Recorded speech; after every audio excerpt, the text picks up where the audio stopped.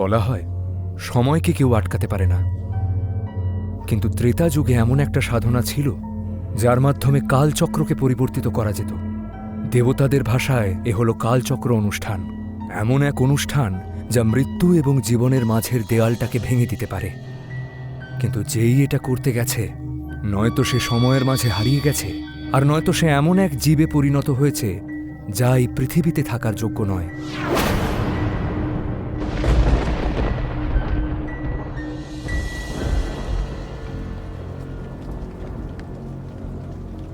রাঘব ভেজা কাপড় পরে কাঁপা কাঁপা হাতে গাড়ি থেকে বেরোল। সামনে বসে আছে এক অঘরী, বিরাট বড় জটা, ভস্ম আবৃত শরীর আর চোখ বন্ধ।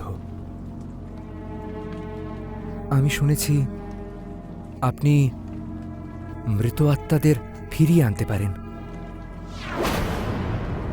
মৃতদেরকে ফেরত আনা সহজ কাজ নয়। তুমি কাকে হারিয়েছ? আমার স্ত্রীকে। গত মাসেই এক দুর্ঘটনায় মারা গেছে। আমি ওকে ফেরত আনতে চাই। সময়ের চাকা যদি একবার ঘোরে, তাকে ফেরত আনা বিধির বিরুদ্ধাচরণ। কিন্তু কিন্তু কি?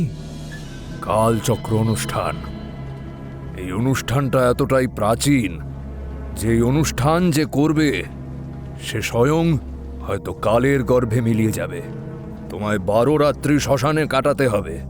প্রতিটি রাত্রে তুমি একটা অন্য সময় চলে যাবে। যদি তুমি শেষ রাত পর্যন্ত জীবিত থাকো তবেই তোমার স্ত্রী ফিরবে। কিন্তু একটা শর্ত আছে। আমি সব শর্ত মানতে রাজি আছি। তবে কাল রাত থেকেই অনুষ্ঠান শুরু হবে। রাঘব এবং সুমনের কাহিনী আর 5টা যুগলের মতোই ছিল, কিন্তু ওদের মধ্যে যে প্রেম ছিল তা যে কোনো সাধারণ প্রেমের চেয়ে অনেক গভীর ছিল। সুমন রাঘবের গোটা জগৎ ছিল, ওর প্রতিটা নিঃশ্বাসের কারণ। একে অপরকে ছাড়া কখনোই থাকতে পারত না। এক বৃষ্টি ভেজা সন্ধ্যায় সুমন বারান্দায় দাঁড়িয়েছিল। রাঘব এসে পেছন থেকে ওকে জড়িয়ে ধরল। রাঘব, এটা কি করছো? কেউ দেখে ফেলবে। তাতে কি হলো? গোটা জগতের তো এটা জানা উচিত যে আমি তোমায় কতটা ভালোবাসি। আচ্ছা, আর কতটা ভালোবাসো? যদি কোনোদিনও তোমার কিছু হয়ে যায়, আমি আর বাঁচতে পারবো না। পাগল, এরকম কোনোদিনও বলবে না আর। আপনি জানেন না, আমি সুমনকে ছাড়া থাকতে পারি না। ও আমার জগৎ। ওর হাসি, ওর কথা, ওর আওয়াজ, সবকিছু এক গভীর নীরবতায় বদলে গেছে। প্রেম সবচেয়ে বড় শক্তি। কিন্তু তুমি কি জানো তুমি কি চাইছো? হ্যাঁ, আমি জানি আমি প্রকৃতির নিয়মের বিরুদ্ধে যাচ্ছি, কিন্তু আমার কাছে সুমনকে বাদ দিয়ে জীবন আর মৃত্যুর কোনো পার্থক্য নেই। অঘরী কিছুক্ষণের জন্য শান্ত হয়ে যায়, তারপর এক মুষ্টি ভস্য যজ্ঞকুণ্ডের দিকে ছুড়ে দেয়। অগ্নিশিখা আচমকা বেড়ে ওঠে, যেন কোনো ছায়া সেই অগ্নি থেকে নির্গত হতে চাইছে। যদি তুমি সত্যিই তৈরি হয়ে থাকো তবে শোনো, এটা কোনো সাধারণ অনুষ্ঠান নয়। প্রতি রাতে তোমায় সময়ের ধারার মধ্যে প্রবেশ করতে হবে। যা তুমি দেখবে সেটা কেবল ভূতকাল নয়, বরং ভবিষ্যতও হতে পারে।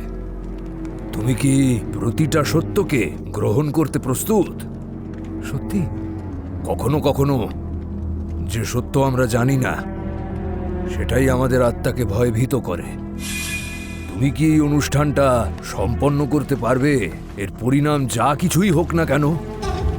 রাঘব কিছু মুহূর্তের জন্য ভাবে, তারপর আবার ওর চোখে সেই পুরনো ঝলক ফিরে আসে, সুমনকে ফেরত পাওয়ার আশায়।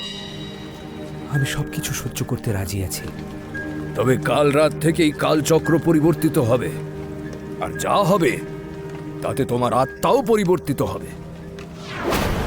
রাঘবের চোখে এক অদ্ভুত মিশ্রণ ছিল, ভয় এবং প্রত্যাশার। বৃষ্টির জল তখনও মাটিতে পড়ছে, কিন্তু এ হয়তো শুধু জল নয়, হয়তো এটা পরিণতির প্রথম বর্ষণ। রাত্রির তৃতীয় প্রহর, ঘোর অন্ধকার, শ্মশান ভূমিতে প্রজ্বলিত চিতা, বাতাসে মন্ত্রের প্রতিধ্বনি আর জ্বলন্ত অগ্নিকুণ্ডের তাপ, তার সাথে চতুর্দিকের নিস্তব্ধতা। কিন্তু মাঝেই বসে আছে সেই অঘরী, যে সেই অনুষ্ঠানের সাধনায় লীন হয়ে আছে। অঘরী তার সামনে একটা যজ্ঞকুণ্ড নির্মাণ করেছেন। তাতে মনুষ্যের অস্থির চূর্ণ, কাকের পালক আর বিভিন্ন শেকড় বাকরের আহুতি দিলেন। রাঘব অবাক হয়ে দেখছে সবটা। অঘরী কোনো সাধারণ তান্ত্রিক নন, উনি এমন একজন সাধক যিনি জীবন এবং মৃত্যুর মাঝের পর্দাটা সরিয়ে দিয়েছিলেন। ওনার মন্ত্রশক্তির মাধ্যমে আশপাশে কম্পন আরম্ভ হয়েছিল, সেটা রাঘব বুঝতে পারছিল। রাঘব, এই অনুষ্ঠানটি সামান্য নয়। এটা সম্পন্ন করার আগে তোমার কিছু নিয়ম জানা উচিত। সময়ের ধারার সঙ্গে খেলা মানে মৃত্যুকে আমন্ত্রণ করা। এই অনুষ্ঠানে মোট 12টা রাত্রি ব্যতীত হবে। প্রতি রাতে তুমি অন্য একটি সময় প্রবেশ করবে, কখনো অতীতে, কখনো ভবিষ্যতে। যা তুমি দেখবে তা বোঝার চেষ্টা করবে না, তাকে গ্রহণ করবে। কিন্তু যদি আমি অসফল হই তবে? যদি তুমি এই অনুষ্ঠান অসম্পূর্ণ রাখো, তাহলে সময়ের ধারা তোমাকে তার গর্ভের দিকে টেনে আনবে। না তুমি জীবিত থাকবে আর না মৃত। আমি কি সুমনের সাথে কথা বলতে পারবো? হয়তো, কিন্তু মনে রেখো, যে ফিরে আসে সে সেখানেই থাকে না। যদি সুমন ফিরেও আসে, সে কি তেমনটাই হবে যাকে সত্যি তুমি একদিন হারিয়েছিলে? আমি সব পরিণামের জন্য প্রস্তুত। তবে এই অনুষ্ঠান শুরু করা যাক। অঘরী তার বুড়ো আঙুল কেটে কিছু রক্তের ফোঁটা ছিটিয়ে দিলেন অগ্নিকুণ্ডে। তার সাথে তার মন্ত্রোচ্চারণ তীব্র হয়ে উঠল। অগ্নি ভয়ঙ্কর রূপে প্রজ্বলিত হওয়া শুরু করল। হঠাৎ রাঘবের চোখ খোলে। সে একটা পুরনো মহলে দাঁড়িয়ে আছে। চারিদিকে ধুলো এবং জঞ্জালে ভরা দেওয়াল।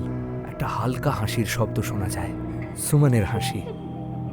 সুমন, তুমি কি আছো? ও আগে এগিয়ে যায়। সামনে একটা পুরনো আয়না রাখা, তাতে সুমনের প্রতিবিম্ব দেখা যায়।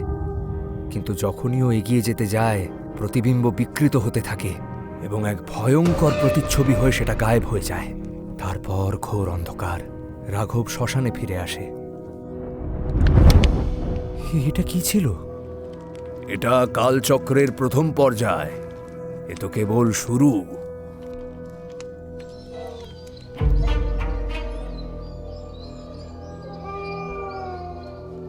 অনুষ্ঠানের দ্বিতীয় রাত্রে রাঘব এক গুহার মধ্যে পৌঁছয়।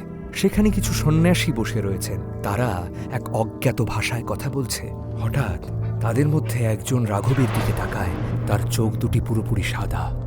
তোমার আত্মা এক প্রশ্নের উত্তর চায়, কিন্তু সেটা কি তুমি সহ্য করতে পারবে?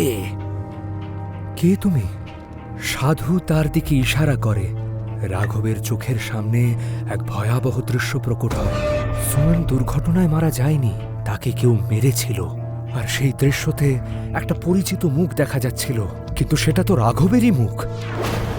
না, এটা হতে পারে না। তারপর সব ধোঁয়াশায় বদলে যায়, আর রাঘব আবার শ্মশানে ফিরে আসে। এটা কি ছিল? এটা সম্পূর্ণ মিথ্যে। আমি সুমনকে মারিনি।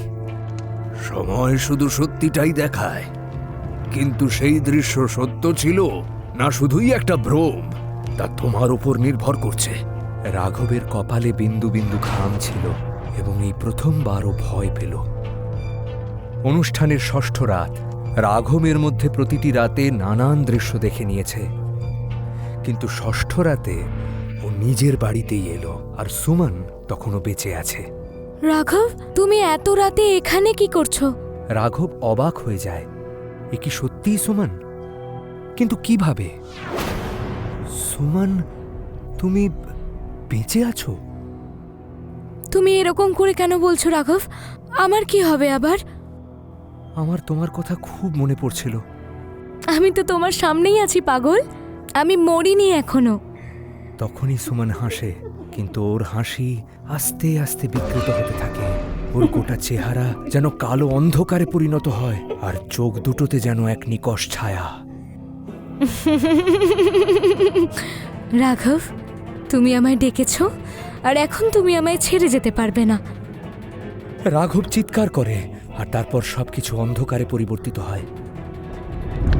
প্রতি রাতে রাঘব বিভিন্ন নারীর সম্মুখীন হল, যাদের সুমনের মতোই দেখতে। কখনো রাঘবকে সে ভালোবেসে ডাকত, কখনো রাঘব তাকে জড়িয়ে ধরত, আর কখনো তার মুখ বিকৃত হয়ে পিশাচিনিতে বদলে যেত। কখনো ওর মুখ রক্তাক্ত থাকত, কখনো আবার ওকে হাসতে দেখা যেত, কিন্তু ওর চোখ দুটোতে এক গভীর রহস্যময় শূন্যতা ছিল। এমনভাবেই 12টা রাত্রি কাটল, আর প্রতি রাতে রাঘবের আত্মা দুর্বল হতে থাকল। হঠাৎ যজ্ঞকুণ্ড থেকে একটা ধোঁয়ার বলয় নির্গত হয়, আর তার থেকে বেরিয়ে আসে এক প্রতিচ্ছবি সুমনের। রাঘব, তুমি আমায় আবার ডাকলে। হ্যাঁ সুমন, এবার আমরা সব সময় একসাথে থাকব। সুমন হাসে, কিন্তু ওর চোখ দুটো এখনো রহস্যময়। রাঘব মন দিয়ে দেখে, কিন্তু ও কিছুই ভেবে উঠতে পারে না। হঠাৎ অঘরীর ধ্যানভঙ্গ হয়। সে ঘাবড়ে গিয়ে উঠে দাঁড়ায় এবং চিৎকার করে বলে, রাঘব, দূরে সরে যাও। এটা সেই সুমন নয় যাকে তুমি চেনো। তার মানে? কালচক্র অনুষ্ঠানে যে কোনো আত্মা ফিরে আসতে পারে, তবে সে যে সেই হবে যাকে তুমি ডেকেছিলে এমনটা নয়। রাঘব আস্তে আস্তে পিছিয়ে যায়, কিন্তু সুমন ওর দিকে এগোতে থাকে। সুমনের স্বর কোমল হতে থাকে, কিন্তু চোখ দুটো অন্যই কিছু বলছে। রাঘব, আসো, আমার কাছে আসো। তুমি এত পরিশ্রম করলে, এখন আর আমাদের কেউ আলাদা করতে পারবে না। রাঘব ওর কাছে এগিয়ে যায়। রাঘব, তুমি আমায় ডেকেছো, এখন তুমি আর আমায় ছেড়ে যেতে পারবে না। অঘরী হঠাৎ যজ্ঞকুণ্ডে ভস্য ঢেলে দেয়। সুমন হঠাৎ চেঁচিয়ে ওঠে এবং ওর শরীর আচমকা কালো হয়ে যায়। ওর চোখ দুটো গাঢ় লাল রঙে পরিণত হয়। সুমন, এটা কোনো আত্মা নয়, এটা একটা রাক্ষসী, যে সুমনের রূপ ধরে তোমার কাছে এসেছে। যদি তুমি এখন ওকে আপন করে নাও, তবে তুমিও সেই অভিশাপ প্রাপ্ত হবে। রাঘবের চোখের সামনে সুমনের চেহারা বিকৃত হতে থাকে। ওর হাড়গুলো গুড়িয়ে যায়, শরীরটা লম্বা এবং বিকট হয়ে যায়। এটা হতে পারে না। আমি তো শুধু সুমনকে ফেরত পাওয়ার জন্যই এসব করেছিলাম। অঘরী তখন একটি মন্ত্র পড়ে এবং হাওয়ায় কিছু একটা নিক্ষেপ করে। সুমন চিৎকার করে, আস্তে আস্তে জ্বলে পুড়ে ছাই হয়ে যায় এবং তারপর অদৃশ্য হয়ে যায়। রাঘব নতজানু হয়ে বসে, ওর চোখে জল, কিন্তু ওর ভেতরে তখন শূন্যতা। অঘরী ওর দিকে তাকায়, তার চোখে কোনো দয়া নেই, কেবল কঠোর সত্যের প্রতিচ্ছবি। যে একবার চলে গেছে, তাকে ফেরত নিয়ে আসার প্রয়াস সব সময় বিনাশকারী হয়। তুমি প্রেমের জন্য এটা করলে, কিন্তু এখনো প্রেমের সত্য অর্থটা তুমি জানো না। তো সুমন কি সত্যি কখনো ফিরতে পারবে না? কালচক্রকে পরিবর্তিত করার চেষ্টা যে করেছে, সে শুধু আক্ষেপ ছাড়া আর কিছুই করেনি। মৃত্যু এবং জীবনের মধ্যে সব সময় একটা সমভাব থাকা উচিত। রাঘব তার চারপাশটা একবার দেখে। শ্মশানের জ্বলন্ত চিতাগুলো এখনো ততটাই শান্ত, যেন কিছুই হয়নি, কিন্তু ওর মধ্যে সব কিছু শেষ হয়ে গিয়েছিল। মৃত্যু একটা অটল সত্য, একটা পবিত্র অবস্থা, যাকে প্রেমও বদলাতে পারে না। যে চলে গেছে তাকে ফেরত আনার প্রচেষ্টায় রাঘব এটাই শিখল যে জীবন আর মৃত্যুর কালচক্র নিয়ে খেলা কখনো শান্তি নয়, অরাজকতাই নিয়ে আসে। সত্যিকারের প্রেম শরীরের প্রতি নয়, মনের অনুভূতির প্রতি হওয়া উচিত, যা আমাদের মনে সব সময় থাকে। একে অপরের স্মৃতি নিজের অন্তরে ধারণ করাই প্রেম, একে অপরকে অধিকার করা প্রেম নয়।